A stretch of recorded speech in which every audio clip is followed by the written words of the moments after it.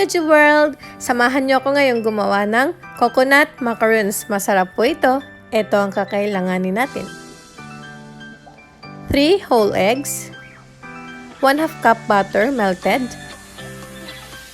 3/4 cup granulated sugar, 70 grams all-purpose flour, 1 can condensed milk, 200 grams fine grated coconut. I-beat nyo yung 3 whole eggs nyo hanggang maging frothy siya.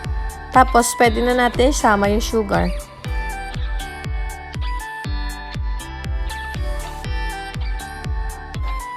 Tapos, isama nyo na yung sugar, i-beat nyo at hanggang mag-double yung volume niya.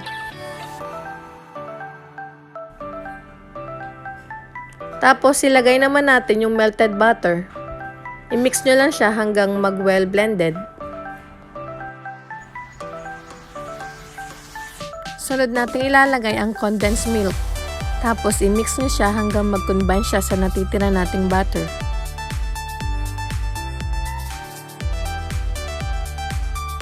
Tapos, ilagay ang 70 grams all-purpose flour. I-mix siya ng mabuti hanggang mag-combine siya. Ilagay na rin natin ang fine grated coconuts at i-cut and fold lang natin siya hanggang mag-well blended siya sa ating butter.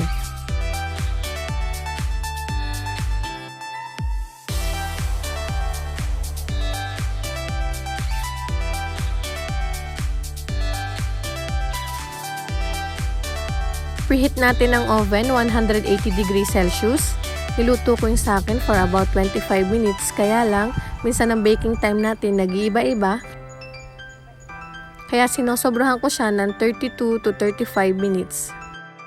Nag-prepare tayo ng mini silicone cups at nilagyan natin siya ng mini paper cup sa ibabaw.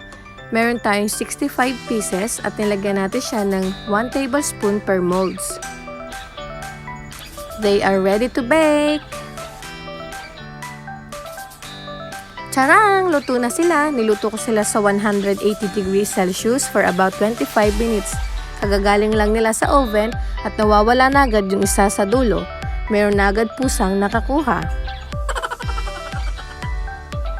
Happy eating everyone! Sana nagustuhan nyo to. Please give this a thumbs up kung gusto nyo to matry. At mag-subscribe na rin kayo para sa susunod nating recipe. Maraming salamat sa panonood!